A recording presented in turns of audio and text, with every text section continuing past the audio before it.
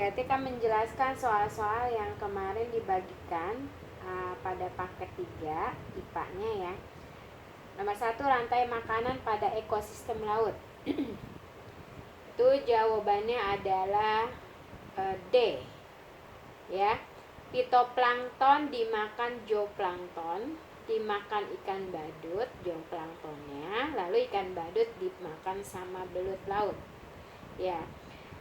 Di sini kenapa bukan A? Kita lihat A.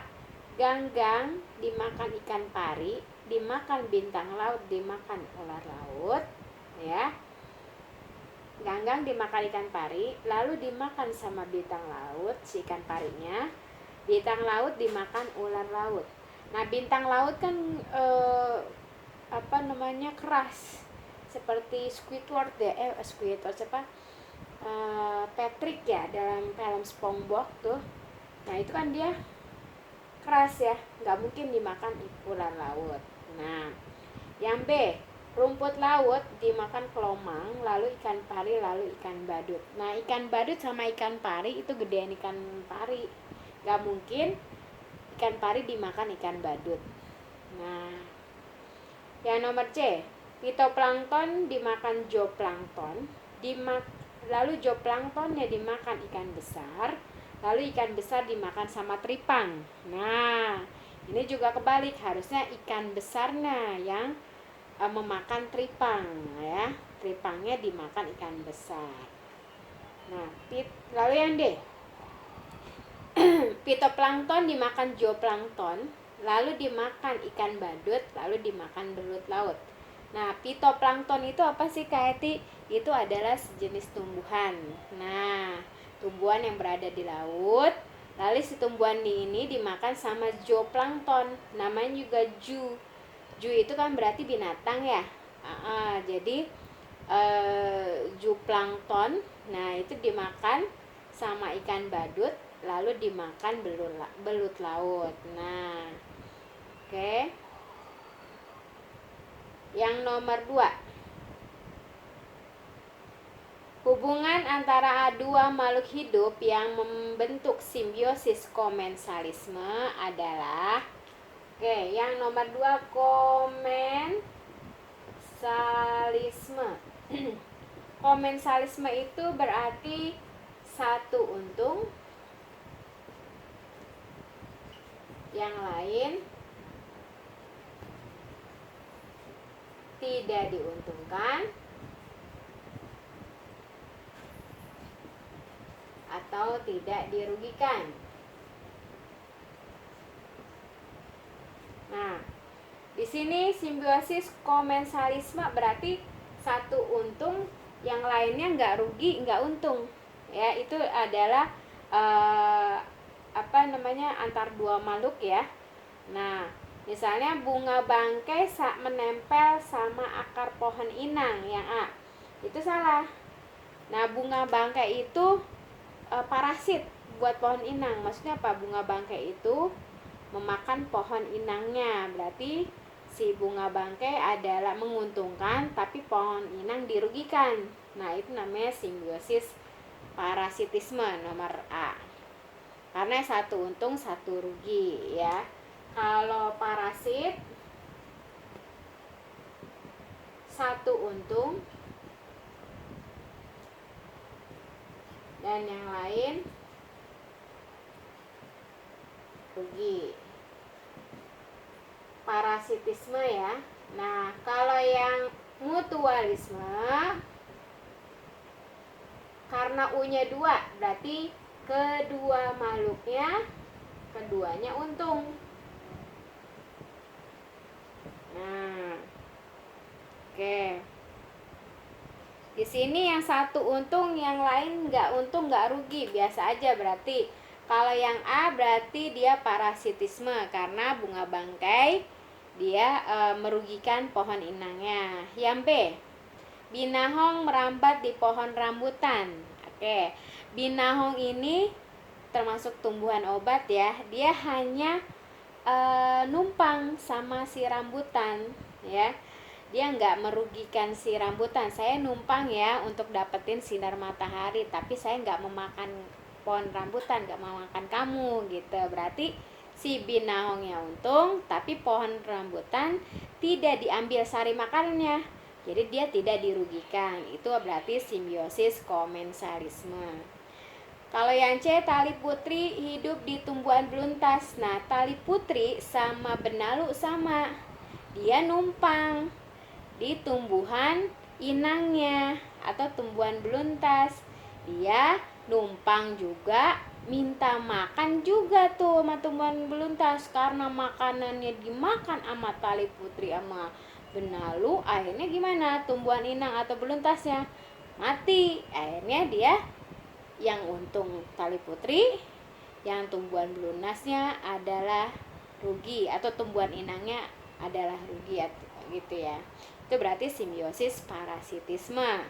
Yang D, gulma hidup di sekitar tanaman padi. Gulma itu termasuk tumbuhan liar yang memakan sari makanan pada tumbuhan padi. Berarti dia adalah simbiosis parasitisme, yaitu gulmanya untung, tumbuhan padinya merugi. Oke. Nomor 3, keberadaan pohon miranti di wilayah Kalimantan semakin berkurang. Sebab penyebab berkurangnya tumbuhan tersebut adalah pohon miranti ini banyak digunakan buat bahan bangunan, seperti buat gedung, buat rumah ya. Nah, itu berarti banyak digunakan, akhirnya lama-lama berkurang ya. Berarti jawabannya adalah yang C. Nomor 4, pada hari Minggu, Andra bermain di sawah neneknya. Ia melihat sekelompok kutilang, ada kutilang ya.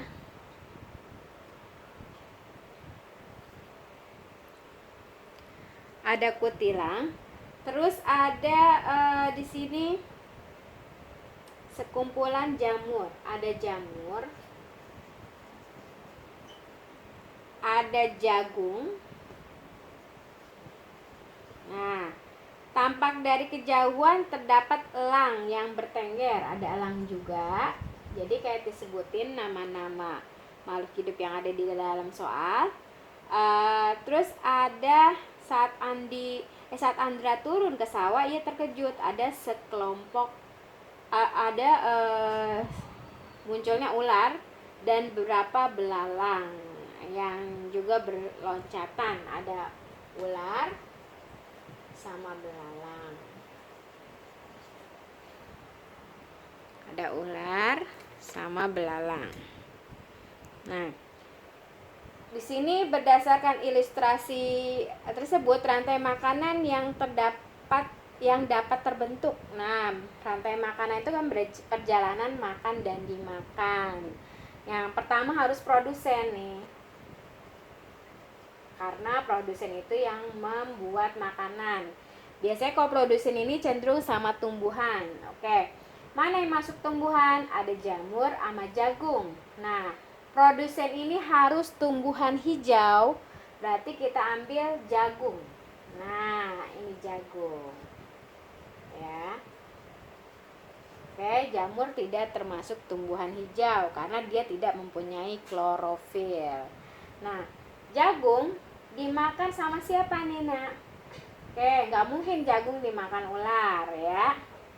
Nah, makan berarti dia tumbuhan ini dong, karnivora, hewan karnivora, nggak mungkin.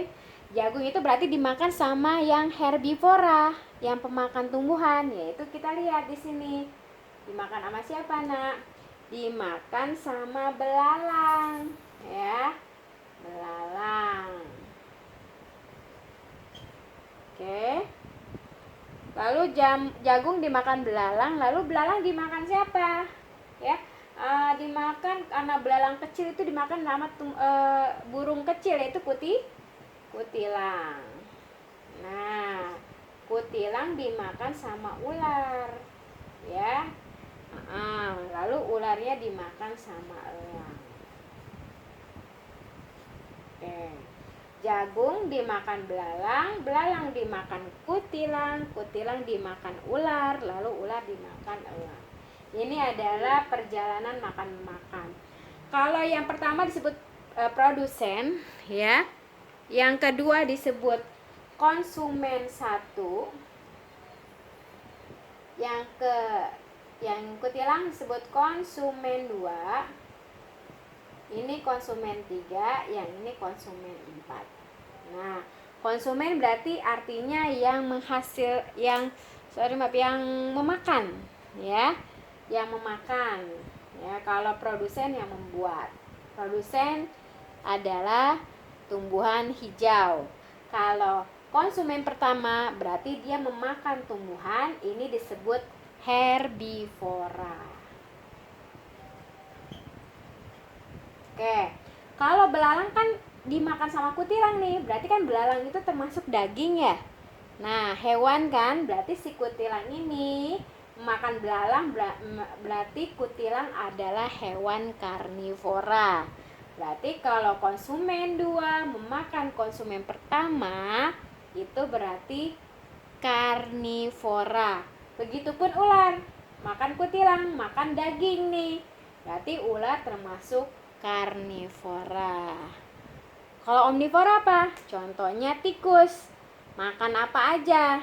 Sabun juga dimakan, ya. Nah, tumbuhan dimakan, hewan dimakan, makanya tikus disebut hewan omnivora. Oke. Lanjut nomor 5. Tanaman ini hidup pada ekosistem dengan suhu 21 sampai 31 derajat Celcius dengan kelembaban 50% sampai 70%. Intensitas cahaya sebesar 60%. Tanahnya basah oleh rembesan dari sumber air di sekitarnya. Jenis tumbuhan yang dapat beradaptasi pada ekosistem tersebut adalah, nah, ada kata tanahnya basah, ya. Dia ada kelembabannya itu 50%. Jadi dia hidup di tanah yang lembab dan agak basah, itu berarti tumbuhan keladi, ya. Kalau teratai berair. Lidah buaya, eceng gondok juga berair. Kalau keladi dia agak lembab, ya. Berarti jawabannya yang D. Nomor 6, itu ada gambar tupai sama musang. Tupai sama musang ini punya ciri khusus kesamaan adaptasi. Untuk mengelabui musuhnya, mereka pora-pora mati, ya. Jadi menganggap kata musuhnya mati, yaudah ditinggalin. Jadi dia hanya berpora-pora mati, jadi dia bisa menahan nafasnya, ya. Oke, nomor 7.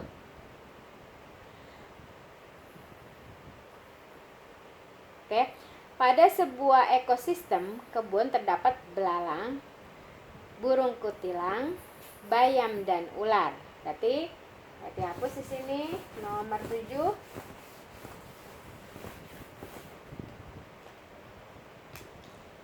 Ada belalang, nanti kumpulin ininya hewan-hewannya. Ada kutilang, ada bayam sama ular. Nah, apabila suatu saat kedatangan sekelompok burung perenjak, maka kemungkinan yang akan terjadi adalah, jadi ada burung peruncak. Nah, di sini kita tulis dulu rantai makanannya. Yang produsen mana sih, Nak? Bayam, ya. Karena tumbuhan dimakan sama belalang, dimakan sama kutilang, dimakan sama ular. Nah, ini rantai makanannya, ya.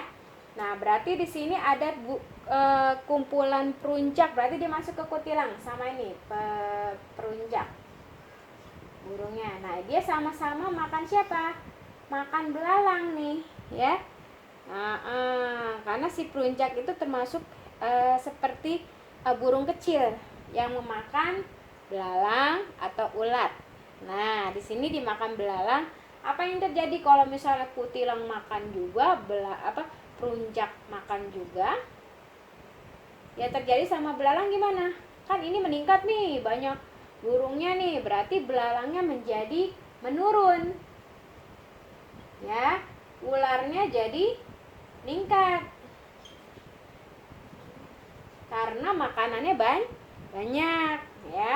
Apa yang terjadi sama bayam? Karena belalangnya menurun, berarti bayamnya meningkat.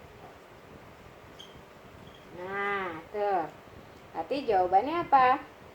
Populasi belalang menurun dan ular meningkat. Oke.